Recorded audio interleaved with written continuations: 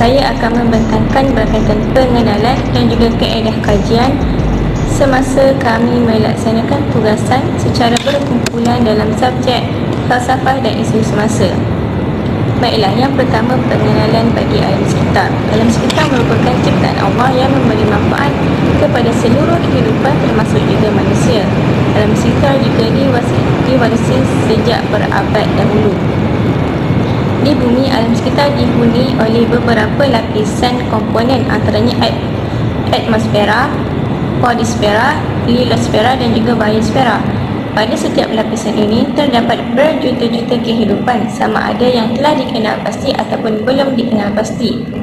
Alam sekitar yang bersih dan terjaga sangat penting untuk dititikberatkan oleh segenap lapisan masyarakat agar terhindar daripada berlakunya pencemaran alam sekitar.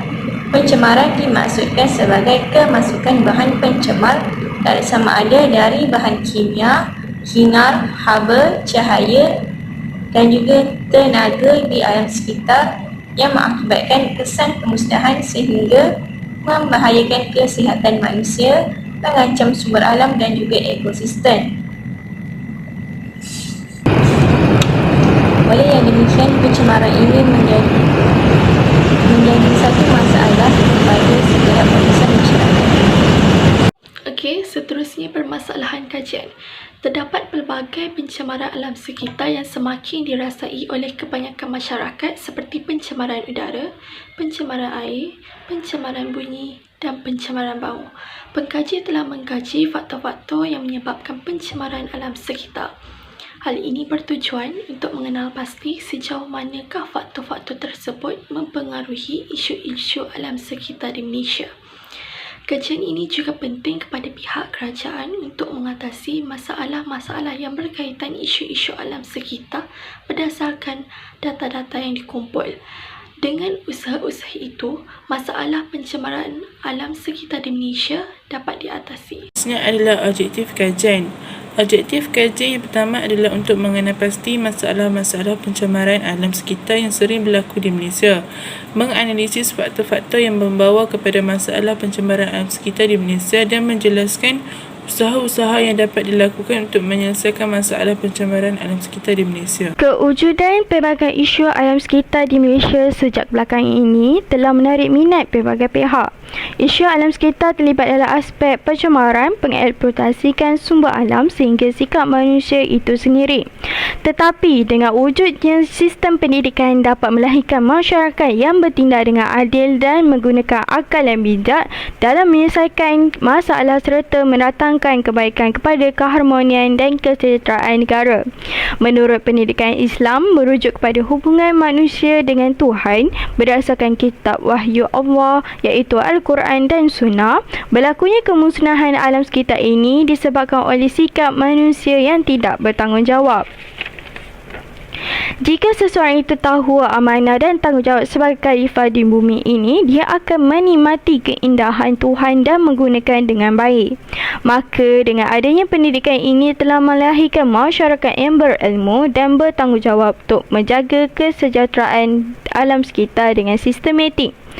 Salah satunya pendidikan sivik kewarganegaraan itu sendiri telah melahirkan masyarakat yang mempunyai sikap toleransi dan berakhlak mulia. Semua agama, terutamanya agama Islam, agama Hindu maupun Kristian, telah mengajar penganutnya untuk wajib menghormati dan menghargai alam sekitar sebagai makhluk ciptaan Tuhan.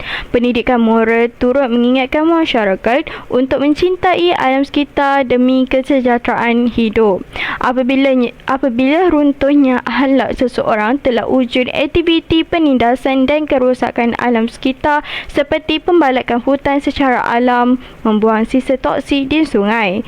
Hal ini telah menjadikan seseorang itu semakin jauh dengan Tuhan. Mereka kerana tidak menggunakan akal dengan baik dalam mengkaji tentang kewujudan alam sehingga mereka hanyut dengan hawa nafsu dan bersikap tamak. Sebagai rakyat Malaysia haruslah berpandukan juga asas diri untuk melahirkan insan yang seimbang dan harmoni. Bagi pendidikan ilmu sains telah membuktikan iaitu dapat melahirkan masyarakat yang mampu menyelesaikan masalah alam sekitar dengan menggunakan ilmu kemahiran dan teori-teori yang sebenar, telah menghasilkan satu kaedah jalan penyelesaian yang bijak. Namun, bagi mereka, alam ini telah dijadikan sebagai objek oleh ahli saintis untuk mencapai matlamatnya, tetapi haruslah melalui petunjuk yang disediakan oleh agama dan dijanakan dengan akal yang bijak. Falsafah pendidikan telah melahirkan masyarakat yang boleh memahami dan menghargai alam sekitar untuk keharmonian itu, terutamanya dalam menyumbang ilmu pengetahuan dengan menyelesaikan isu-isu yang mengganggu ketenteraman negara. Oleh itu, sebagai rakyat Malaysia haruslah memastikan alam sekitar sentiasa dihargai demi kelestarian negara Malaysia. Kaedah kajian yang diklasifikasikan untuk melaksanakan tugasan dan kajian ini dibahagikan kepada dua, iaitu kaedah primer dan juga kaedah sekunder. Tujuan kaedah ini dijalankan adalah untuk mencapai objektif yang telah kami tetapkan. Kaedah primer terbahagi kepada dua, iaitu kaedah borang soal selidik dan juga pemerhatian, manakala kaedah sekunder juga terbahagi kepada dua, iaitu kaedah rujukan perpustakaan dan juga kaedah internal. Data kajian demografi responden, jantina, umur dan tempat tinggal. Data 1 menunjukkan demografi responden berdasarkan jantina bagi penduduk di Malaysia. 50 orang responden telah disoal selidik dan berdasarkan jumlah tersebut, seramai 35 orang responden bersamaan 70% ialah perempuan dan 15 orang responden bersamaan 30% ialah lelaki. Hal ini jelas menunjukkan bahawa faktor jantina tidak berkemungkinan akan mempengaruhi kajian ini kerana tidak ada perbezaan ketara bagi pandangan mereka terhadap isu ini. Carta 2 menunjukkan demografi responden berdasarkan umur bagi penduduk di Malaysia. Berdasarkan jumlah tersebut, hanya seorang responden sahaja iaitu bersamaan 2% berumur 30 tahun ke atas. Manakala seramai 42 responden bersamaan 84% berumur dari 17 tahun hingga 21 tahun. Bagi 22 tahun hingga 29 tahun mencatatkan seramai 7 orang responden bersamaan 14%. Hal ini jelas menunjukkan kepekaan golongan 17 tahun hingga 21 tahun terhadap isu ini akan mempengaruhi kajian. Carta 3 menunjukkan demografi responden berdasarkan tempat tinggal bagi penduduk di Malaysia. Berdasarkan jumlah tersebut, hanya 5 orang responden tinggal di pedalaman dan seramai 29 orang responden tinggal di luar bandar.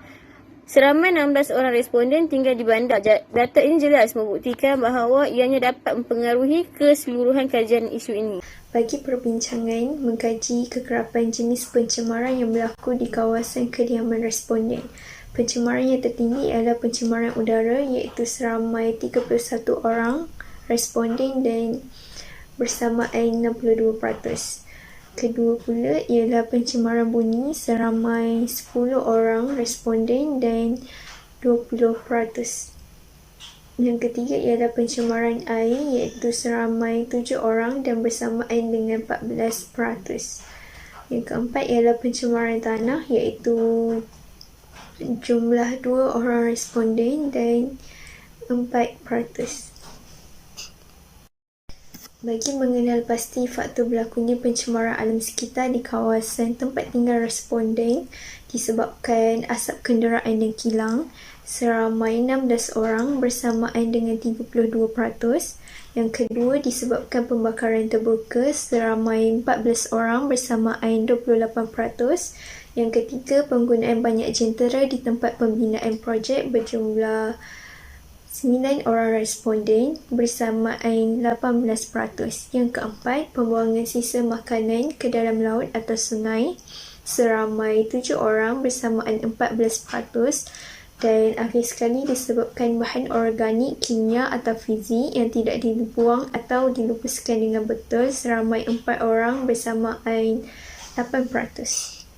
Bagi mengkaji cara mengatasi masalah pencemaran alam sekitar di kawasan kediaman responden ialah pertama, menggubal undang-undang yang melarang sesiapa daripada melakukan kegiatan yang mencemarkan alam sekitar.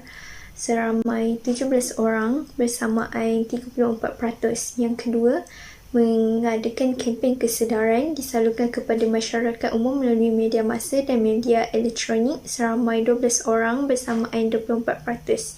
Yang ketiga, penubuhan kelab pencipta alam sekitar dengan menggunakan kadar dan perunding untuk memberi kesedaran dan motivasi. iaitu seramai 6 orang bersamaan 12%. Yang keempat, penggunaan pengangkutan awam atau perkongsian kenderaan iaitu seramai 8 orang bersamaan 16%. Yang kelima, penguatkuasaan undang-undang ke atas penyalahgunaan aset ke atas alam sekitar seramai 7 orang dan bersamaan 14%. And although we are the problem, we can also be the solution. Kesimpulan, alam sekitar merupakan satu amanah yang perlu dilaksanakan oleh setiap lapisan masyarakat di bumi